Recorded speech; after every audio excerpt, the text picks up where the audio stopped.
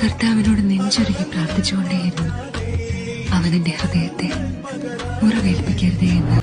അറിയാതെ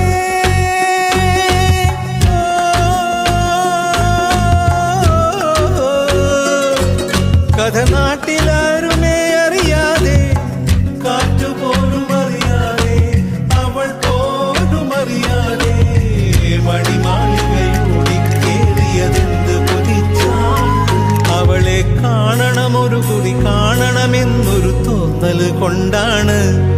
അവൾ ആരുടെ പെണ്ണാണ്? പൊടിമീശ മുളയ്ക്കണ കാലം, ഇടനെഞ്ചില് ബാൻഡടി മേളം, പെരുന്നാളിന് പള്ളിയിലെത്തിയതെന്ത് കൊതിച്ചാണ്.